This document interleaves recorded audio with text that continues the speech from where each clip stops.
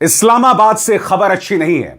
America और Iran के बीच में शांति वार्ता को लेकर जो कोशिशें हो रही हैं, खबर अच्छी नहीं है। अमेरिकी राष्ट्रपति डोनाल्ड ट्रंप ने ऐलान कर दिया है कि युद्ध विराम बुधवार शाम के बाद नहीं बढ़ेगा। बुधवार शाम अमेरिकी वक्त यानी कि ईरान के मुताबिक बृहस्पतिवार की सुबह करीब 3 से 4 बजे के आसपास ये वो वक्त है जब अमेरिकी सीज फायर, वो डेडलाइन खत्म हो रही है। CNN क्या कहता है दोस्तों, आपके स्क्रीन पर Trump says cease fire ends Wednesday evening and a further extension is highly unlikely.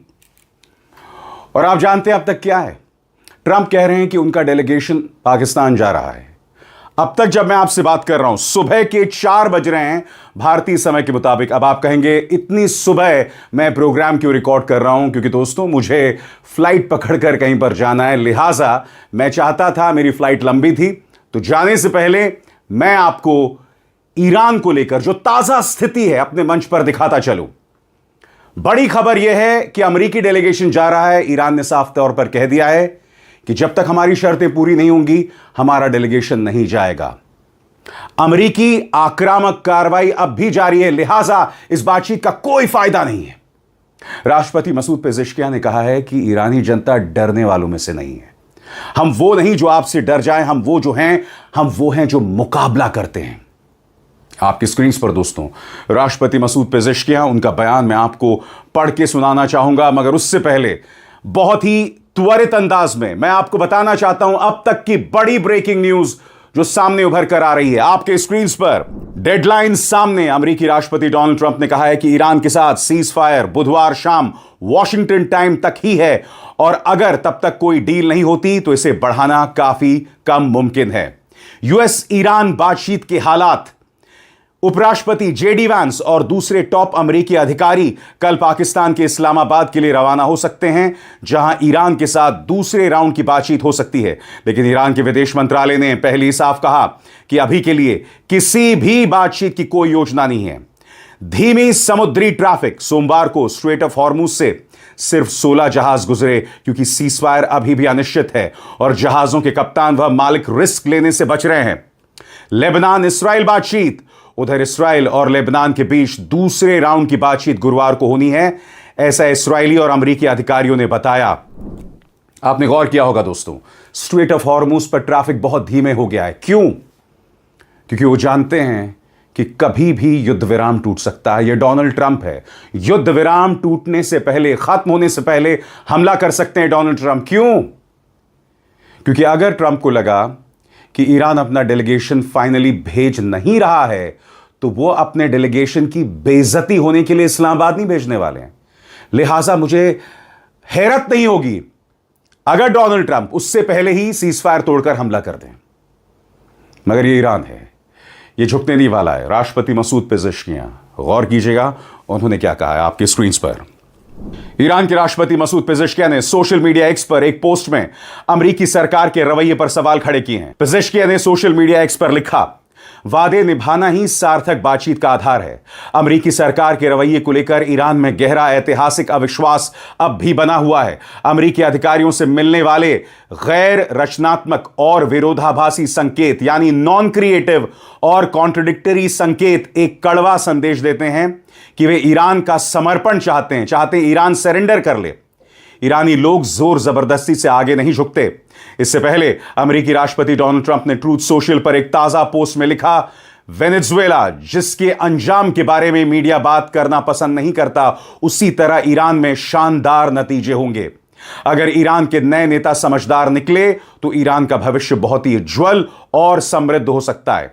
एक तरफ पाकिस्तान में अमेरिका और ईरान के बीच दूसरे दौर की संभावित बातचीत की तैयारी चल रही है, वहीं दूसरी तरफ दोनों देशों के बीच कड़वाहट भी लगातार जारी है। अमेरिकी राष्ट्रपति डोनाल्ड ट्रंप ने घोषणा की है कि ईरान से शांति वार्ता के लिए उसका डेलीगेशन इस्लामाबाद जा रहा है। हालांकि खबर लिखे जाने तक ईरान ने ऑफिशियली इस बातचीत पर शामिल होने की कॉन्फर्मेशन यानी पुष्टि नहीं की है। ईरान का झंडा लगे मालवाहक जहाज पर अमेरिकी कब्जे के बाद यह कड़वाहट तेजी से बढ़ रही है। अमेरिका की इस कार्रवाई के बाद ईरान ने ओमान की खाड़ी में अमेरिकी सैन्य पोतों पर ड्रोन हमले किए हैं। ईरान की सबसे बड़ी सैन्य कमांड इकाई खातम अल अनबिया सेंट्रल हेडक्वार्टर्स ने जवाबी कार्रवाई की पहले ही चेतावनी दी है और अमेरिकी नौसेना की कार्रवाई को युद्ध विराम का उल्लंघन बताया है। ईरान के विदेश मंत्री के प्रवक्ता इस्माइल बाकाई ने तेहरान के एक प्रेस कॉन्फ्रेंस में सोमवार को कहा, अमेरिका ने युद्ध विराम की शुरुआत में ही उसका उल्लंघन किया है। ईरान कह रहा है यह बातचीत की मेज है, यह सरेंडर का मंच नहीं है। दोस्तों, आपके स्क्रीन पर यह हैं ईरानी संसद के स्पीकर मोहम्मद गालिबाफ। वो कह रहे हैं हम बातचीत करें, मगर डोनाल्ड ट्रंप का बर्ताव कुछ इस तरह से है मानो वो दुनिया को बताना चाहते हैं कि ईरान ने आपसे सरेंडर कर दिया। तुम गलत देश से पंगा ले रहे हो, सरल शब्दों में गालिबाफ यह कहने की कोशिश कर रहे हैं। गौर फरमाएं उन्होंने क्या कहा। ईरानी बातचीत करने वाले और संसद के स्पीकर मोहम्मद गालिबाफ ने सोमवार को एक्स पर पोस्ट में कहा कि अमेरिकी राष्ट्रपति डोनाल्ड ट्रंप अपनी सोच में इस बातचीत की टेबल को सरेंडर वाली टेबल बनाना चाहते हैं या फिर नई जंग छेड़ने को सही ठहराना चाहते हैं। उन्होंने आगे कहा, हम धमकियों के साए में बातचीत स्वीकार नहीं करते और पिछले 2 हफ्तों में हमने मैदान जंग में नए पत्ते दिखाने की तैयारी कर ली है। गालिबाफ का यह बयान पाकिस्तान में होने वाली संभावित बातचीत को लेकर और ज्यादा अनसर्टेनिटी बढ़ा देता है। जहां एक तरफ खबर है कि अमेरिकी डेलीगेशन बातचीत के लिए इस्लामाबाद जाने की तैयारी में है, वहीं ईरान ने साफ तौर पर कह दिया है कि कोई नहीं जाने वाला। अब मैं कुछ एक्सपर्ट्स को सुन रहा था दोस्तों, वो ये कह रहे थे कि हो सकता है दोनों ही पक्ष बातचीत से पहले अपने स्टैंड को सख्त कर रहे हैं ताकि नेगोशिएशंस के दौरान, बातचीत के दौरान अपर हैंड हो। पाकिस्तान के मैं कुछ एक्सपर्ट्स को सुन रहा था कि यही वजह है कि ईरान अपना रुख सख्त कर रहा है। इनको पता होना चाहिए कि भाई हम ईरान की बात कर रहे हैं जिनके सुप्रीम लीडर को मार दिया, बच्चों को मार दिया, न्यूक्लियर प्लांट्स पर हमला किया। यह रवैया सख्त नहीं है, यह रियलिस्टिक रवैया है। उनके पास कोई और विकल्प नहीं है, कोई और ऑप्शंस नहीं है। इसे आप एक किस्म की नेगोशिएशन से पहले, बातचीत से पहले पैंतरेबाजी मत समझिए। और सबसे शॉकिंग दोस्तों, जिस तरह का विश्वास, जिस तरह का खौफ इस वक्त मध्य पूर्व में पसर रहा है, लोगों के मन में डर है, खाड़ी में लोग डरे हुए हैं। मिडल ईस्ट से मेरे कई दोस्त जो भारत से हैं, उनके कॉल्स लगातार आ रहे हैं। वो मुझसे पूछ रहे हैं कि अभिसार भाई आगे क्या होगा, मानो मैं मैदान जंग में हूं। जबकि आप जानते हैं मैं मैदान जंग में नहीं हूं, मैं आपके सामने न्यूज एनालिसिस पेश करता हूं। और यह अनसर्टेनिटी हॉर्मूज में दिखाई दे रही है। गौर फरमाएं, हॉर्मूज में तनाव बढ़ा। सीएनएन क्या कहता है मैं आपको पढ़ के सुनाना चाहता हूं। सोमवार को स्ट्रेट ऑफ हॉर्मूज से सिर्फ 16 जहाज गुजरे क्योंकि सीज फायर अभी भी कमजोर और अनिश्चित है, इसलिए कप्तान और जहाजों के मालिक रिस्क लेने से बच रहे हैं। मरीन ट्रैफिक.com के डेटा के मुताबिक सोमवार को 9 जहाज स्ट्रेट में दाखिल हुए, जिनमें 2 ईरानी झंडे वाले जहाज थे, जिनमें से एक टैंकर था। वहीं 7 जहाज बाहर निकले, जिनमें एक ईरानी कार्गो शिप भी शामिल है। लेकिन सीएनएन इन वेबसाइट्स के डेटा को खुद से पूरी तरह वेरीफाई नहीं कर सकता और शिपिंग डेटा हमेशा पूरा सच नहीं दिखाता।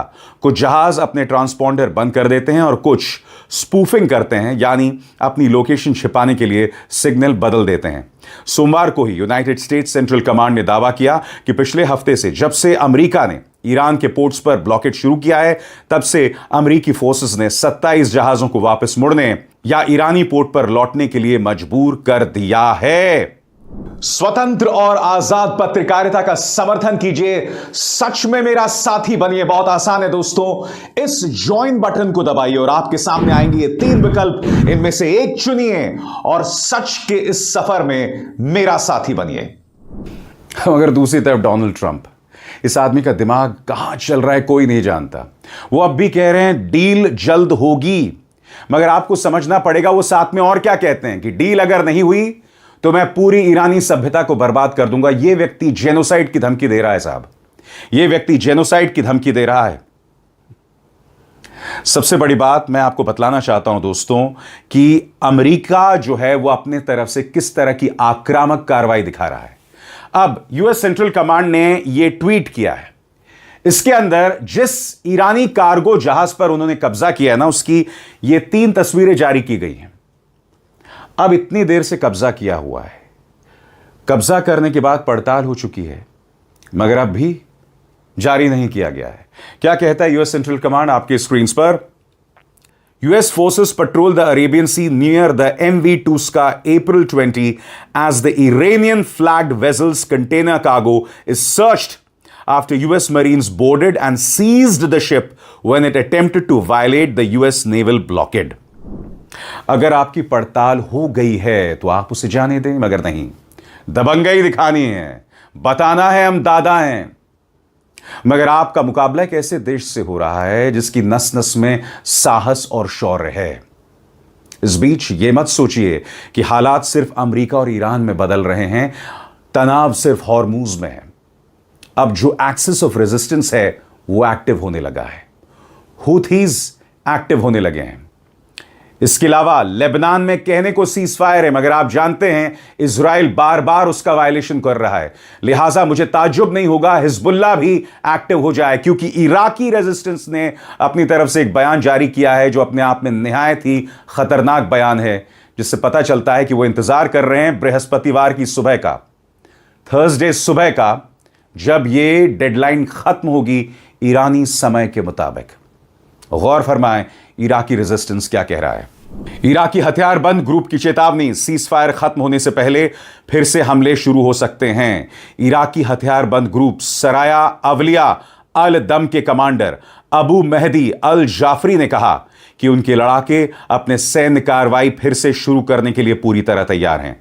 ग्रुप के टेलीग्राम चैनल पर जारी बयान में अल जाफरी ने दावा किया कि उनके लड़ाके पहले ही इराक और पूरे इलाके में मौजूद कब्जे वाली ताकतों के खिलाफ 200 से ज्यादा ऑपरेशन कर चुके हैं। उन्होंने आगे संकेत दिया कि आगे आने वाले दिनों में हालात और तेज होंगे और कहा अब ऑपरेशन और ज्यादा बार और ज्यादा असर के साथ शुरू होंगे।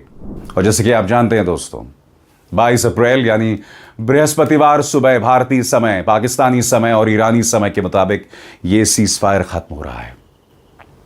दुनिया दिल थामे उस मंजर का इंतजार कर रही है, क्योंकि उसका मुकाबला दो ऐसे लोगों से है, डोनाल्ड ट्रंप और नेतन्याहू, जो अपने जिद और अहंकार के चलते दुनिया को तबाही के रास्ते पर लाना चाहते हैं। इस आदमी ने जिद पकड़ ली है दोस्तों।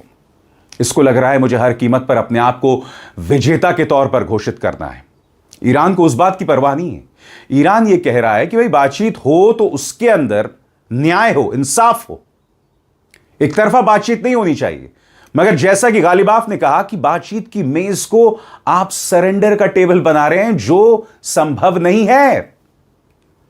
जो भी है दोस्तों, इस मंच पर आप तक तमाम जानकारियां पूरे फैक्ट्स के साथ, पूरे एनालिसिस के साथ और हां, सही कंफर्म्ड खबरें आप तक मैं पहुंचाता रहूंगा।